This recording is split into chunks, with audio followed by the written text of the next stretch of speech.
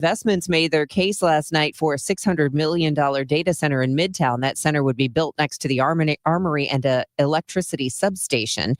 Ameren's James O'Mara said it would not raise people's electric rates and the developer would pay for additional infrastructure. But city residents on the Zoom weren't all convinced and wondered about transparency, since the developers aren't saying who the user of the data center would be, only that they had non-disclosure agreements with multiple potential users. There's a town hall Sunday at St. Cronin Catholic Church organized by groups opposed, and another Monday at the Sheet Metal Workers Union Hall on Shodo. Taking a look at the forecast from Joe Lundberg, he says we do have the potential of some rain today. Cloudy to partly sunny this afternoon, a shower or two mainly early, high 75. Partly cloudy skies tonight with a shower around early, then becoming clear by morning, low 58. From the Saliga Heating and Cooling Weather Desk, I'm AccuWeather meteorologist Joe Lundberg on 104.1 FM KMOX. It's 64 degrees and cloudy. I'm Debbie Monterey, KMOX News. This is the Gashouse Gang on 104.1 FM KMOX. Sponsored by Saliga Heating and Cooling, a Daikin comfort dealer. Now the Gashouse Gang on KMOX. Man, a lot of sports are happening now. This is one of the best times of the year. You've got hockey, which is underway. Basketball is coming up. Football is going on, both college and professional. Baseball playoffs are happening right now. So the Gashouse Gang on this Friday with Mike Claiborne and Matt Pauley here with you until 1 o'clock today. So on the show today, we're going to talk to Nate Gatter, who is calling Illinois, Ohio State. He's got the call of that game for Westwood 1. That's at 12:30. We'll talk to him. And at 12:45, we will talk to former quarterback Steve Berline, who is calling the Carolina Dallas Cowboys game. That is on Sunday, also here on KMOX. But gentlemen, last night, the start of the Blues season did not go great. 5-0 shutout at home against the Minnesota Wild. It's one game, so you can't really worry too much about it, but not a great start. See, I thought the game started tonight. I thought opening night was tonight. So did Apparently they. The Blues did too. Yeah. Yeah. So what time's face-off this evening? I don't want to miss it. Yeah. I don't know. I think they misjudged. They're not going to play again till tomorrow. So yeah. Okay. Yeah. So there is a game tomorrow. They're on the road in Calgary. That's an afternoon game, by the way. So let me get this straight. We have Mizzou and Illinois playing at 11 o'clock. We have the Blues playing in the afternoon, and we have baseball tomorrow night, not to mention a pretty good college football game somewhere in the world. Mm-hmm. So fresh batteries are suggested, I would think. Yeah, charge your phone if you're watching on your phone, your iPad. Make sure you pay your Spectrum bill or whatever, your YouTube TV. Pay for all, because tomorrow's going to be a really fun day. You're right. Got a game 5 in a division series. Yeah. The baseball's been a lot of fun. And my God, we'll talk about the Blues here. But now that you bring it up, I don't know that if you're a Philadelphia Phillies fan, how you are coping today, or the Philly fans in general, because they lost to the Giants last. Yeah, all 3 games. The Flyers lost too. Yep. It's the first time that all 3 Phillies teams have lost on the same day since 1983. And if you're a Philly fan, why don't you just call somebody in Boston and ask them how they feel after Bill Buckner let one go through the wickets? Yeah. I feel like Boston's they made up for it, though. They had about a 20-year period where they won everything. So I don't ever want to hear from a Boston sports fan ever again about it. I never want to hear them complain. They won in every sport. They've had a pretty good run. Yeah. I know it's sports. I know it's Major League Baseball. I know these guys get paid a lot of money, but I couldn't. Every time I watch that replay, I feel bad for the pitcher, for Kirk Green. That's such a bad moment for him, and it's gonna be something that sticks with him for a while. And he was distraught in the clubhouse afterwards. I was kind of overcome by the human side of it last night, because I felt so bad that he made that play, and what happened. I agree with you. It's one of those things, and we've seen spring training where they work on PFP, and it was one of those things where, and we see it a lot with the Cardinals, the game speeds up on young players. And no matter how many times you go through the drill, if you don't breathe and if you don't allow the game come to you, things like that happen. How bad of a loss is that? I mean, I don't know that there are, and I've seen a lot of people ask the question, and Amy and I were talking about it a little bit today about, is that loss worse than the Blues with 2 seconds giving up the game, in against Winnipeg in Depends the on what city playoffs? you're in. Right. But I mean, man, that is one of the worst ways. What happened last night has to be one of the worst ways ever to lose a series. For me, the Yeah, that's difference worse than a is walk-off that home run. it's worse than a walk-off home run without a doubt. I think that when doing the Blues comparison, the Blues were about to win that game, and they let it go in the final few moments. There was no guarantee that the Phillies were going to win that game. It was in extra innings. Right. Extra innings, is so wild. Like, you just don't know what's going to end up happening. So that's where I differentiate the two. I think there's a difference between being on the brink of winning and losing in really tough fashion, and in a game like that where there was no guarantee who was going to end up winning that game.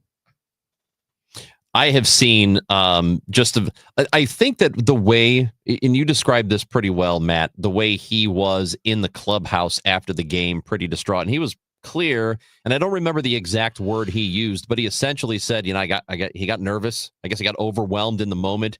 And for people who did not see the play, I would think by now you have, but it's bases loaded, 2 outs in the 11th inning, tie game. They just have to get out the inning and they'll move on to the 12th, and a ground ball right back to him, right back to the pitcher. He kicked it a little bit. It rolled a couple of feet away from him. He went and picked up the ball, and he had all kinds of time. He would have had to make a quick play, but he had plenty of time to throw to first, and instead decided to throw home and threw it away. It was such a mental error. And like you said, Claves, if it's a home run, that's one thing. You can get over a home run, game-winning home run.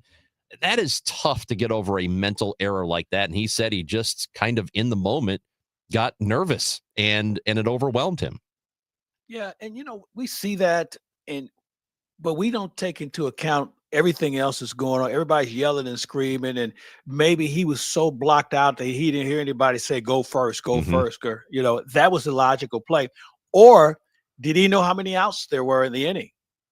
Because you have this guy coming down the third baseline, so you're thinking you have to cut him down at the plate, because obviously the logical play is go to first. But maybe he didn't know how many outs there were, and that happens in the game where guys don't know. Happens a lot. I think it happens more often than we even know. But yeah, I mean, we see the things happen where guys will throw the ball into the stands when there's only one out, or they'll just yeah. Things how about like Pete Crow Armstrong? Yeah. And, that's a mistake he'll probably never make again in his career, but it was a terrible mistake in the moment. So I'm not trying to let the guy off the hook. He made a mistake. He commits an error, and this is Major League Baseball, and your team's going home because of it, partly because of it. The fact that they couldn't score any more runs at any other time, a big part of it as well. But just in the moment for a young guy like that to make that mistake on that stage, it's tough. And I think most people in the world would not be able to handle the spotlight that goes along with that kind of mistake. I've got MLB Network on my TV in my office right now, and that's all they're talking about. I've seen that replay 9 million times. This guy cannot turn on MLB Network now without seeing this. You know what, though? When you look at the big picture of things, this young man woke up this morning. He has a life in front of him. He has a family, I'm sure. And he's got a lot of things that are positive about what's in front of him compared to somebody else who lost a family member, who's somebody in another part of the world who died for some unknown selfless reason. So I think it's a better situation than what it is, because the grass is maybe a little greener today than maybe he thought it was going to be. So with that, there are 2 Game 5 the series with the Tigers and Mariners. That will be tonight. It is a 7:00 game. And then tomorrow, the Cubs and the Brewers, they will be playing in Milwaukee. Tonight's game is in Seattle. You guys have a pick for either of these who will be advancing to the LCS games? Well, I have Seattle going to the World Series, so I'm obviously pulling for them, and they're very good at home. They're facing one of the best pitchers in the game, so that could be a handful. But as we're learning, runs are hard to come by in bunches these days. So I'm going with Seattle. I don't like the Cubs or Milwaukee for a lot of different reasons other than the fact they're in our division. But Milwaukee's kind of earned this thing. I mean, they've been good from coast to coast. And I think because they're at home, I like their chances. I'm with Claibs on Seattle. I think even with Skubal on the mound, and Skubal is arguably the best pitcher walking the face of the earth right now. Even with Skubal on the mound, the better team at home in a winner-take-all game, I'm going to take Seattle because they are the better overall team. I'll disagree with him on Cubs Brewers. I think the Cubs unleashed themselves last night when they're hitting home run after home run. We've seen the Cardinals have seen that when the Cubs start feeling themselves. It's tough to stop them.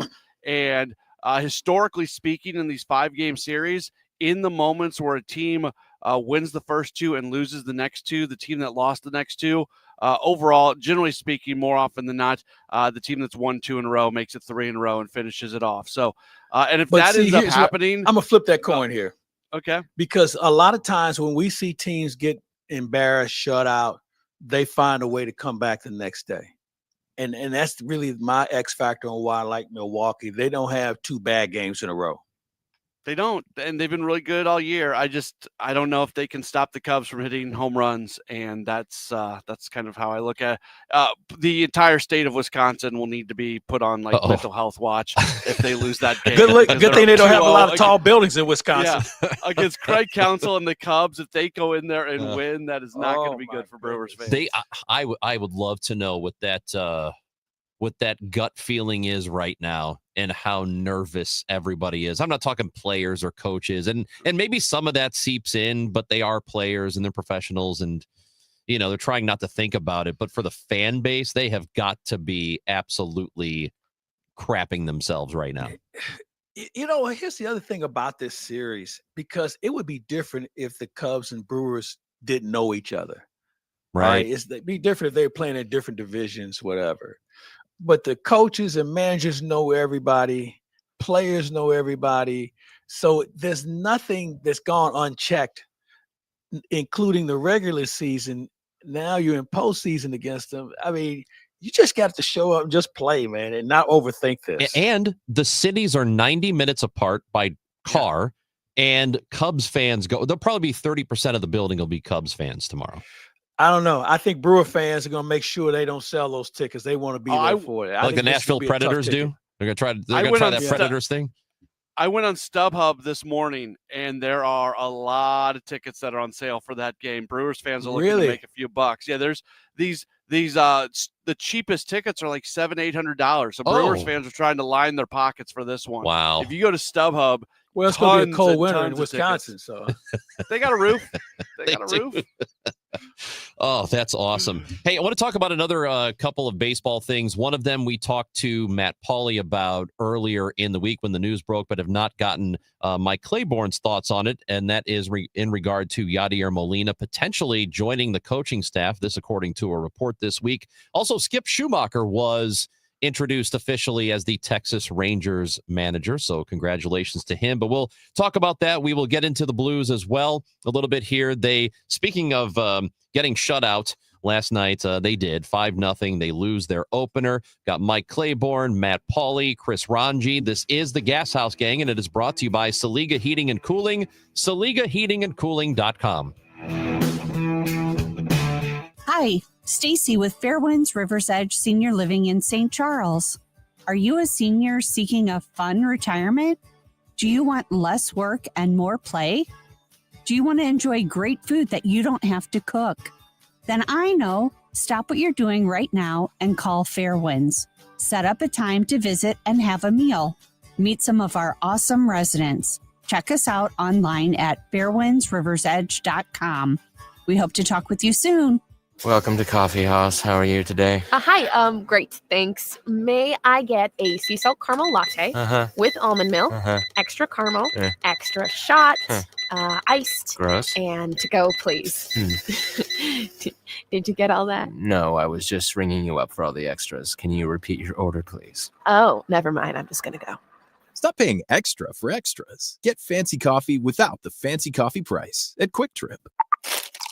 Raise your coffee bar. If you're drowning in IRS debt and can't afford to pay, then you need to take advantage of special IRS tax programs that are available and free yourself from IRS collection efforts once and for all. Due to the financial hardship consumers are facing throughout the country, the Internal Revenue Service has made it easier to settle delinquent tax problems. An open phone line has been established by Community Tax for consumers to call and see if they qualify. Take down this number or store it in your cell phone, but call the Community Tax Helpline at 800-536-9607. If you owe back taxes to the IRS and cannot afford to pay them back, or even if you have years of unfiled tax returns, there's no need to fear anymore. But you have to call the Community Tax Helpline today at 800-536-9607 for the help that you need. Don't take on the IRS alone. They can attack your wages, savings, pension, home, and even your Social Security check. Call 800-536-9607 for your free consultation and to see if you qualify. That's 800-536-9607. I'm John Morgan of Morgan & Morgan.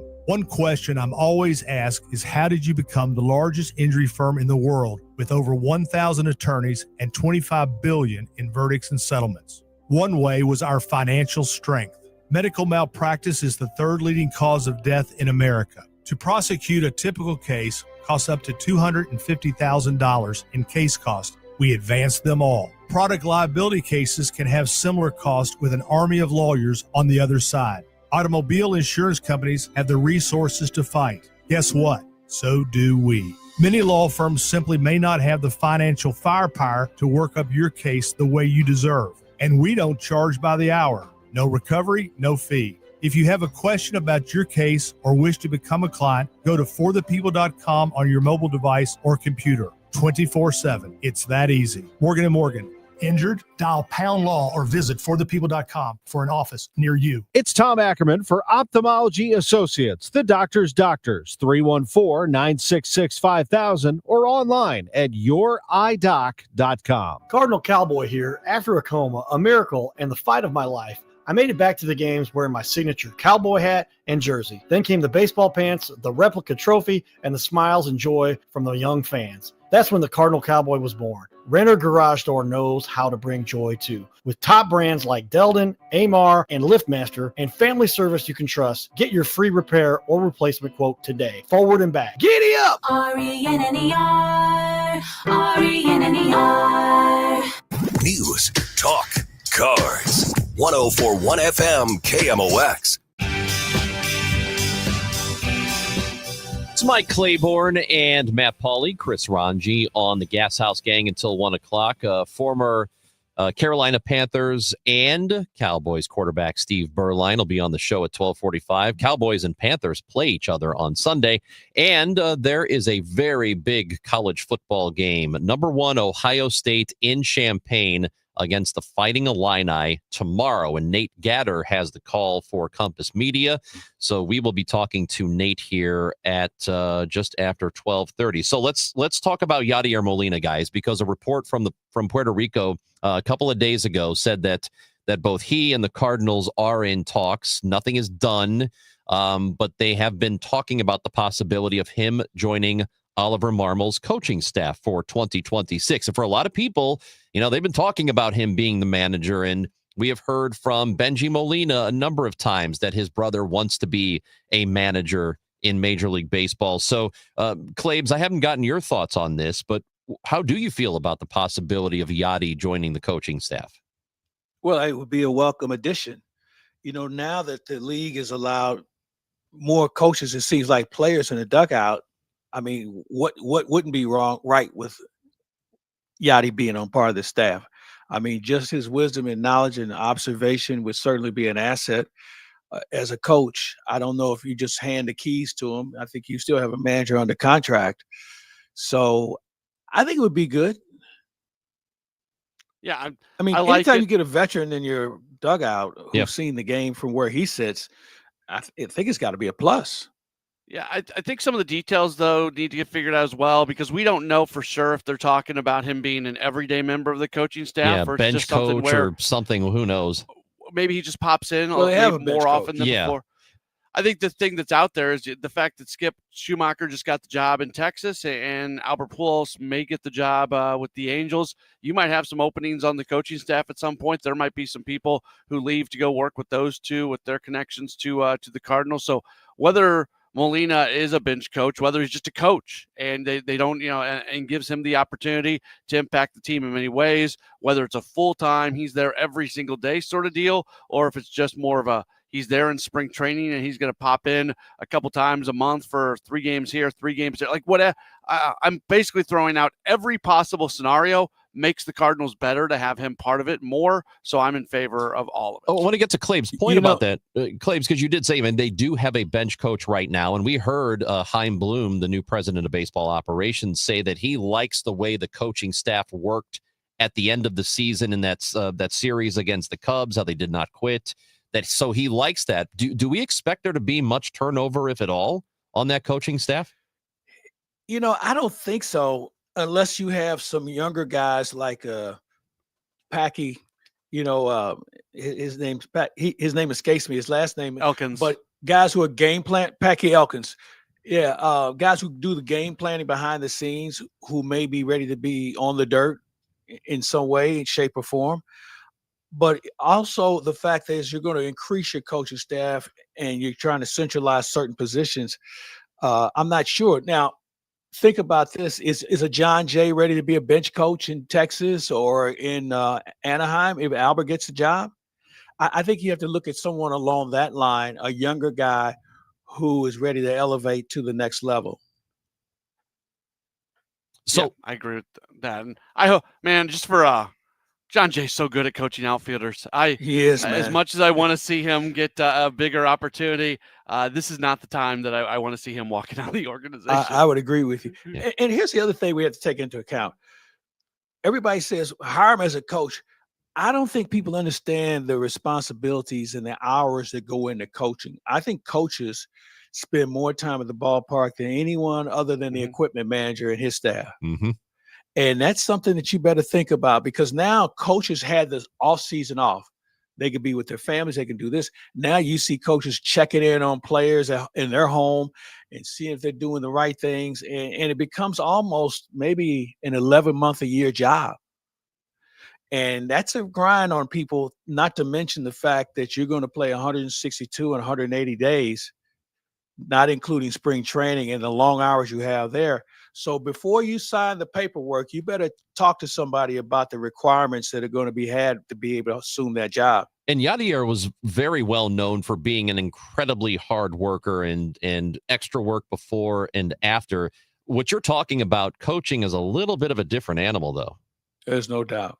I mean, when you see guys going to the ballpark at noon for a 7:00 game, and the last one's on the last bus to get that back to the hotel that night, you try that for 162 and see how you like it. That's a lot. It really is. So I mentioned Skip Schumacher got the job in Texas after being he's been the Marlins manager in the past. So how do you think he'll do with the Rangers? I think he'll do great. That's a good team. When you look at the players they have on that ball club and some of the younger players they have coming through their organization, Skip's going to have a real good advantage to be in postseason early. They're talking about a rebuild there. That's part of why Bruce Bochy walked out the door. The financial uncertainty term is the word that we keep hearing from the Rangers. So I think the Rangers may be moving in a little bit of direction that the Cardinals are in. If they leave the roster the way it is, you're right, Claibs. You like what's there, but they seem to be worried about money. They're always worried about money in Texas, and if that organization might take a step back before it takes another step forward, they might be looking past 2027. You're committed to Simeon and Seager. DeGrom, you just don't know. And you have some other guys that you're about to start paying at some point. So you make a good point where maybe they say, let's move these guys now before we really have to pay them and try and build around Simeon and Seager. Yeah. All right. So, fellas, any encouraging words for the Blues who will play tomorrow afternoon in Calgary? Don't worry about last night. I'll tell you a quick story. The year the Blues signed Mike Keenan to a contract to coach the Blues, And it was the first game, and they opened up the season against the Chicago Blackhawks. And that's when the Blackhawks decided not to bring Wayne Messner back as their national anthem singer. So what they do, they brought him here. He sang the national anthem. Blues got beat 6-0. The last we saw of Wayne Messner in St. Louis. So opening night has been a dud for the Blues in the past. I didn't think it was that bad for the Blues until they and Jim Montgomery said basically the same thing in his post game. I was watching. Yeah, it was but as I was watching, like they were on a power play at one point. They were putting lots of shots on net. They just it just wasn't going their way, and then it got bad. It wasn't all good, obviously. And Jim's right when he talks about once it got 3-0, it got bad pretty quickly. But I'm not overly upset about the effort I saw from some of the game. It's 1 of 82. Move on, you'll be fine. All right, gentlemen, enjoy your weekend. Talk to you next week. All right.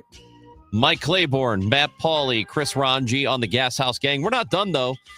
We are going to talk a little bit of college football when we come back. Nate Gatter is on the call for tomorrow's game between the Fighting Illini and number 1 Ohio State. It's happening in Champaign. This is a very big game. So we're going to talk to Nate, who's got the call for Westwood 1. That is next on 104.1 FM KMOX. It's the Gashouse Gang. Never predictable, always entertaining. Dave Glover, now celebrating 25 years. Dave, Brad Young here. Congratulations on 25 years of radio greatness. You went from losing cases in court to winning hearts on the airwaves in St. Louis. And as your legal analyst, I can confirm. Here's to 25 more years of DGS genius and 0 billable hours. The Dave Glover Show, weekdays at 1 p.m. on 104.1 FM KMOX. Sponsored by Law Office of Susan L. Ward. Now, KMOX weather from the Saliga Heating and Cooling Weather Desk. Right now, it is 62 degrees in St. Louis and mostly cloudy. The high today will be 75. Weather brought to you by the Penn Mutual Life Insurance Company. PennMutual.com/STL. Are you considering life insurance? Penn Mutual's accelerated client experience makes applying for life insurance fast and easy.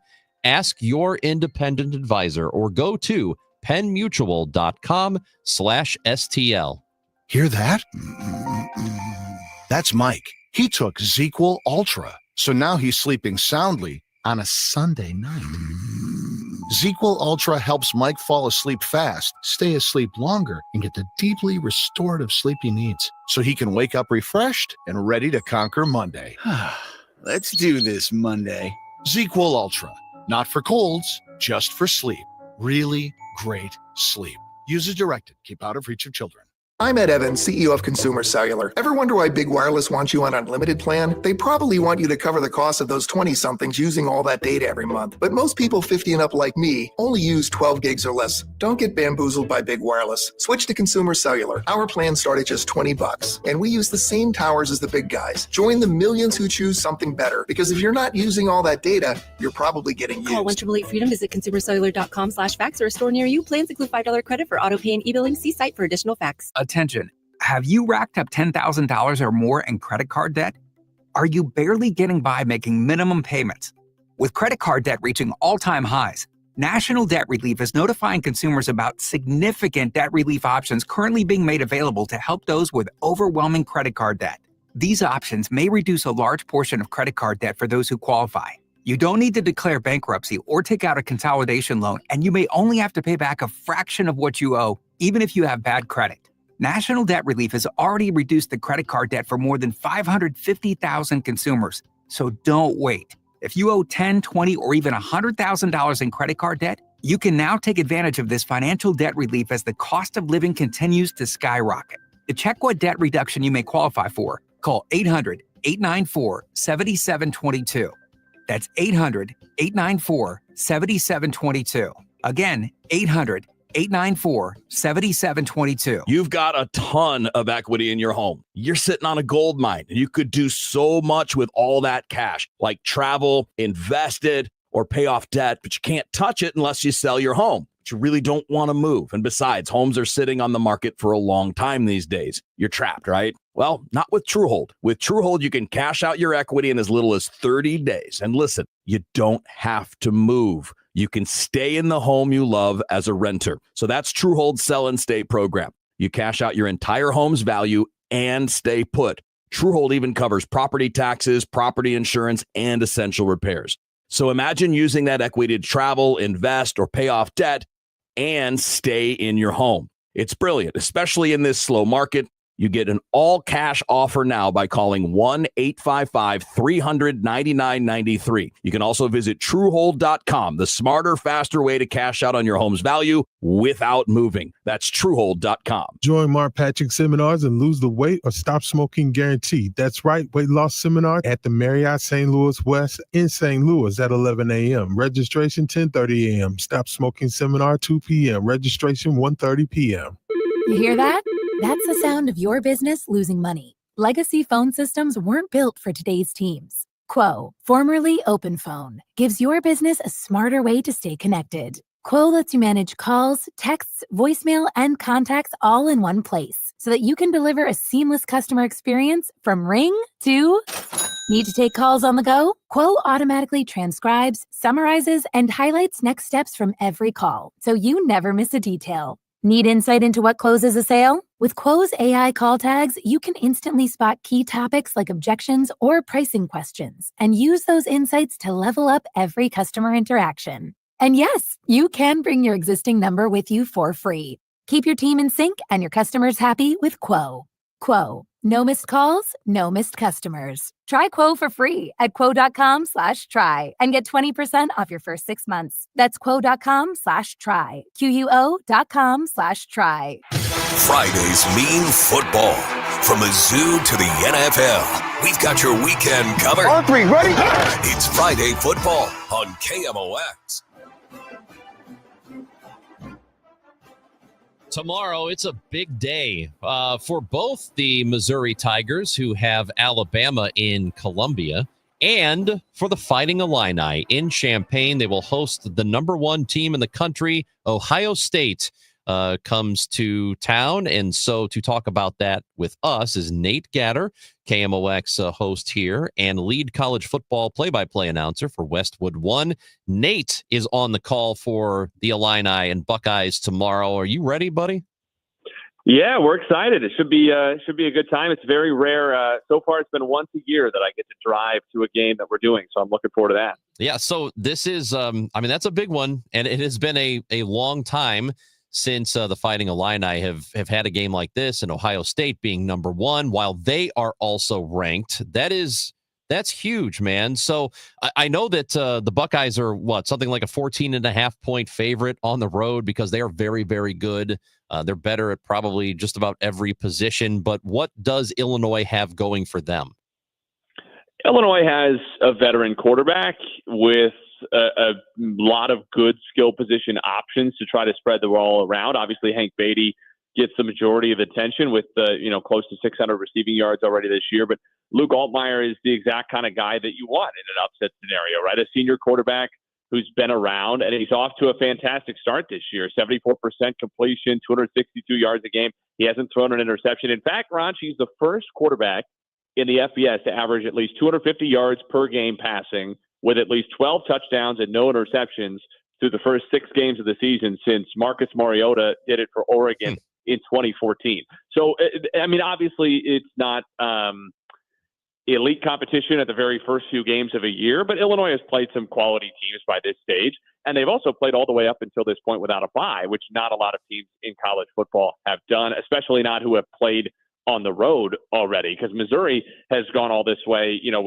went a long way before having the bye week last week, but they've played exclusively at home so far this year. So they haven't had the wear and tear of travel. They haven't had to deal with the road crowds, anything like that. If I were Illinois, I'd say you're dealing with a coaching staff that's been around, that knows what they're doing at the top level. You have a quarterback who knows what he's doing, a veteran group of pass catchers. It's going to take some good fortune, but they have experience in the places that you want to have it, and they have a home crowd on their side. So I don't think it's likely, but they've got some ingredients in the normal recipe to an upset. Let's say that. It is a good football team. I think what happened against Indiana sort of made all of us step back and go, whoa, all right. Maybe they're not as good as we thought. They rebounded nicely from that. So, I mean, how much did that game affect how you see them as a team this season? I don't know. I think early in the season in college football, I'm always wary of putting too much stock in an individual game just because things can happen and get away. Also, Indiana, there's a chance that we're managing to do the same thing this year that we did last year with Indiana, although in a slightly different way, which is just downplay how good they are and downplay how good they are until we have no choice but to reckon with how good they are. This weekend is going to be a big prove-it for Indiana. If they go to Oregon and lose by 20 points and get dominated kind of in the way they did by Notre Dame in the playoff last year, I think you get a lot of people saying, well, this is kind of the same, they are who we thought they were. Fair or unfair, I think that would be the narrative. If they go to Oregon and even lose close, let alone win, I think at some point you have to just give credit for the fact that Indiana very well might be a true top 10 team. Who knows? Maybe they're even a top 5 team. And you have to reckon with that possibility. So I wouldn't overreact to it. However, do I think there's a ceiling on this Illinois team that keeps them away from the top of the Big Ten, being certainly Ohio State and Oregon, and we thought Penn State before that kind of fell apart. Maybe now Indiana is that third team. Yeah, I mean, I do think there's a chasm between the top of the league and Illinois. And in fact, I think, one team has crossed the chasm, right? Penn State would have been on the good side of that. They've crossed now to the bad side unless they prove otherwise. And Indiana is the only one that's kind of they're on the rickety bridge between them right now. And we're going to find out which way they're going. I think this weekend is going to tell us a lot. But for the most part in college football, there are still haves and have-nots. I think NIL has changed that a little bit. It's leveled the playing field a little bit. It's opened the door for upstart teams. But there's no question, if Illinois wins this game, it will be because of an upset. In fact, so when I say that, you say, well, anytime an underdog wins, it's an upset. Kind of. We had Florida and Texas last weekend in the Swamp.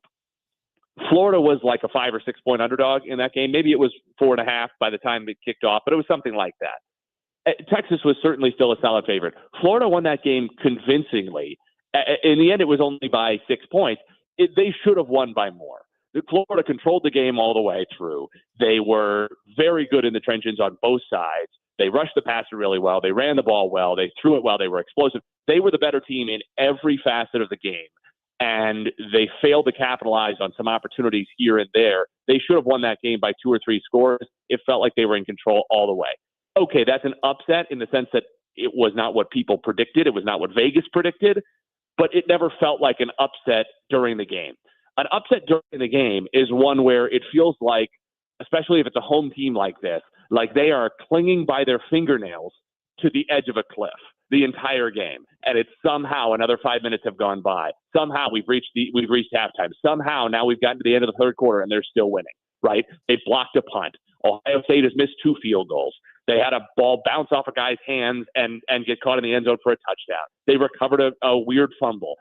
That kind of stuff that can happen in a game. Or they reach deep for a bunch of trick plays or whatever. You know how it feels when a team that is not as good finds a way to win a game. And that doesn't take anything away from the fact that they won the game. That's what we're here to do. But that's the kind of game it's going to have to be for Illinois. I don't see any possibility that at the end of the day tomorrow we're saying, wow, we misjudged this game in the way that a lot of people, I think, misjudged Florida and Texas last Saturday. If Illinois wins, it will be because they followed the playbook of an upset and enough things went their way and they pulled it off. And they will deserve credit for it if they do it. And like I said, they have some of the ingredients, but it's going to take that kind of upset. Meanwhile, Mizzou will host Alabama. This one's a little bit of a closer matchup, I think, here. And the Tigers have been really impressive so far this year. Alabama's not what they once were. We're not in the Nick Saban days any longer. They'll play in Columbia. Are we how likely is can you see an upset happening here? Can you see Mizzou winning a game? Ranj, I am completely terrified of this game because all of a sudden, all the national conversation is about, Missouri's should be pretty close here. Missouri's got a real chance. And if you did blind resumes here, if you closed your eyes, if you couldn't see the color of the helmets, you might say Missouri's the favorite here. And I'm thinking to myself, I just don't feel comfortable with that at all.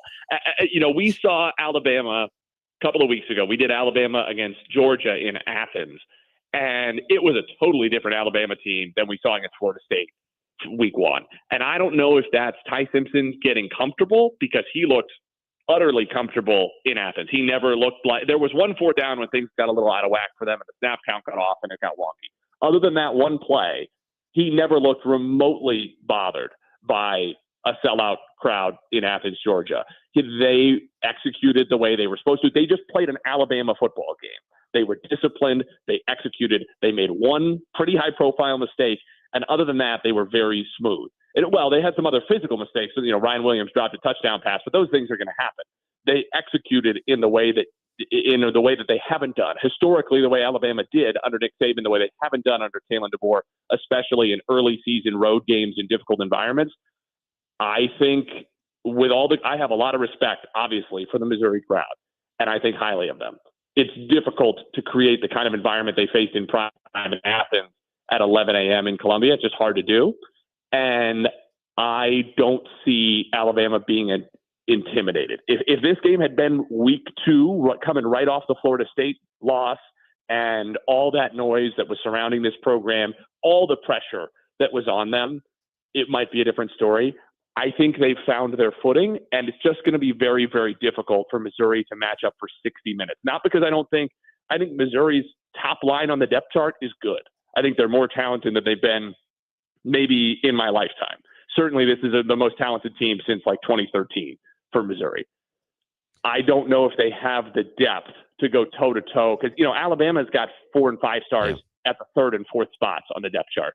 Alabama's going to run running backs out there at you all day who are not as good as Ahmad Hardy, but they're not that far off, and they're going to be able to keep legs fresh into the second half. I'm not saying that Missouri can't do it. I am a big believer in what they've got going. I'm saying if you force me to put money on it, I'm still taking Alabama. Mizzou, Alabama in Columbia get going at 11 o'clock. So do the Fighting Illini and Buckeyes in Champaign, 11 o'clock. Nate Gatter is on the call for that one for Westwood 1. Enjoy the ball game tomorrow, buddy. We will have fun, sir. I hope Missouri enjoys theirs as well. That is Nate Gatter joining us. And when we come back, we're going to talk about professional football, the NFL, as the Panthers and Cowboys will play at noon on Sunday. Steve Berline was a quarterback for both teams at one point, and he is on the call for Compass Media. We have that game at 12 o'clock, so we'll be talking to Steve Berline in just a moment. But at FanDuel, they are America's #1 sports book, and it's great because you've got those professional and college games that you will be able to bet on soon here in Missouri. In fact, starting December 1st, the app will be live to use. Such a great time of year. Also, hockey and basketball will be going on at that time. And to use FanDuel, tons of ways to do it. Bet the game straight up. You can bet the spread. You can bet the futures, like who's going to win the division or the championship. And FanDuel makes it super easy to do that, including live betting. So if you're watching and you want to pick the player you think is going to score the next touchdown and the one after that, you can do that while the game is going on with FanDuel. So download the app now and get familiar with it because, again, it will be live to use in less than 2 months. See for yourself why FanDuel is America's #1 sports book. Visit FanDuel.com/Missouri to download the app now. FanDuel, play your game. 21 and over and present in Missouri. Gambling problem? Call 1-800-GAMBLER. If you owe the IRS, you have a legal issue, and you need the Lance Drury Law Firm. We'll protect your rights. Log on at LanceDruryLaw.com. Red Kingdom is back at FanDuel Sports Network Live in Ballpark Village. See every game on the largest screen in town. Don't forget about the $25 buckets, $5 cocktails, and the best tailgate food around. Grab your friends along with KMOX and huddle up for the games at the best watch party in town. If you can't make it, but don't want to miss it down, listen to the Chiefs on KMOX or KMOX on the Odyssey app. For more info, KMOX.com/events. Dave, congratulations on your 25th anniversary from BioBalance Health, Dr. Sullivan, and me personally. You have single-handedly helped us reach hundreds of new patients, both men and women, over the past 15 years. Since 2010, BioBalance has been treating men and women over the age of 40 with testosterone pellets and preventative medicine. BioBalance Health was the first medical hormone pellet practice in St. Louis. Now we are the most successful. Dave has not only been our partner at BioBalance Health, but also our patient and great friend. Thanks, Dave. When we started Neovitin back in 2009, we wanted to create a multivitamin that we would take ourselves. That's why we use quality ingredients in our Neovitin Original Formula multivitamin. With over 20 vitamins and minerals, along with our physician-formulated proprietary blend, you can be sure you are getting the highest quality daily nutritional support. Give Neovitin Original Formula multivitamin a try for yourself. Find it at your local Schnucks, Deerbergs, and online at neovitin.com. Now back to the Gashouse Gang, sponsored by Saliga Heating and Cooling on 104.1 FM KMOX.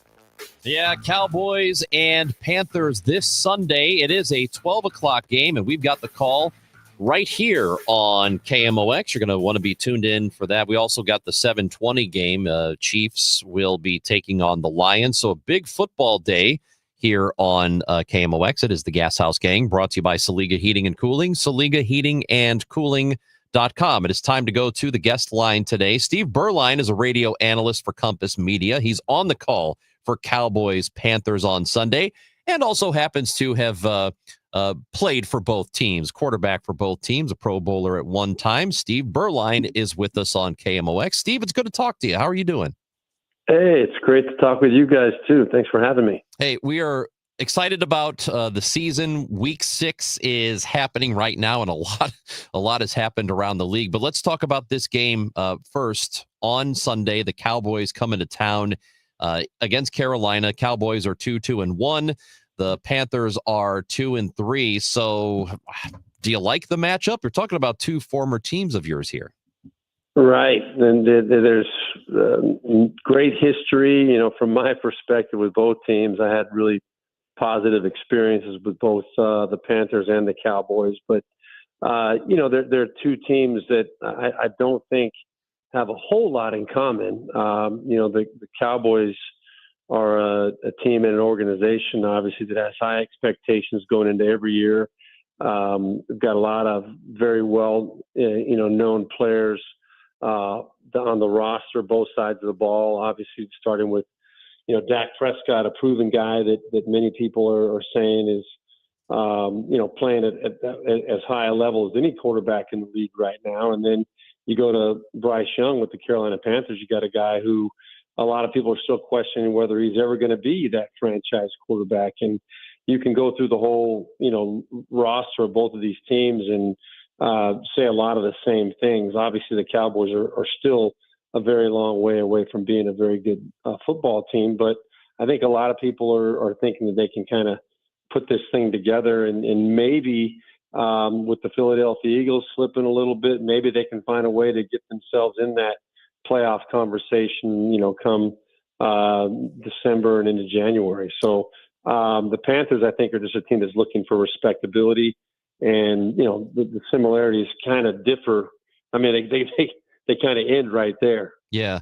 And, you mentioned Bryce Young, who is, it's interesting because it feels to me, and maybe I'm just misremembering, but it seems like there is so much more attention focused on young quarterbacks in the last few years than maybe there ever has collectively, because you've got so many good ones who have come up and have made an immediate impact. Jaden Daniels, we talk about CJ Stroud, who was picked behind Young in that draft. And, maybe Caleb Williams now, you could start talking about him a little bit. Trevor Lawrence, it took a little bit, but, it looks like he's right. What do you think Young eventually is going to end up being? Because that's the big question. He was the first pick. Yeah, I mean, that's a great question, and there's still a lot to be determined as far as how that goes. When you pick a guy with that first pick, I think a lot of people forget that it's probably, if you really do the research and look back over history, it's probably not much better than a 50-50 proposition, if even that, of that guy really panning out to be the franchise quarterback that you were hoping he would be. And, Bryce Young, I think, has given people lots of reason for optimism, on certain stretches of his career, like I think late last season, the way he finished up, with some of the productive games toward the end of the season. He's a guy that I think people are saying, oh, maybe he's starting to figure it out. And then, of course, the struggles came back again the early part of this year.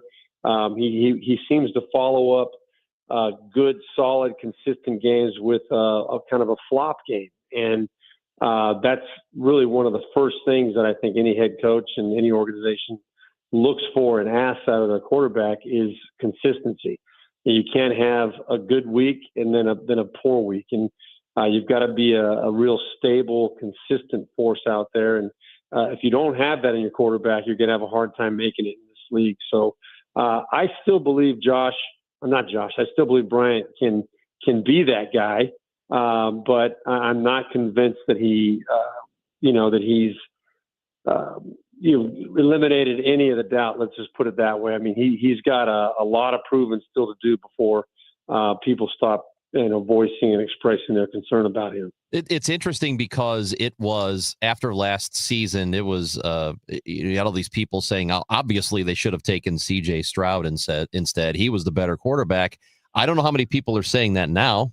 I mean, it has not gone particularly well for Stroud in this season after getting off to a really good start for Houston.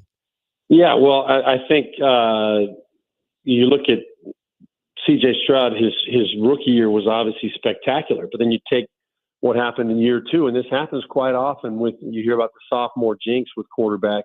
I think that definitely was the case with C.J. Stroud last year. And I think what happens when these guys have success in their first year, a lot of times because they're so young and they're so inexperienced and they're so immature in so many ways in terms of being a professional athlete, you think you got it figured out, and you maybe start taking some things for granted. Maybe you're not preparing quite as hard. Maybe you're getting some endorsement deals and people are telling you how great you are.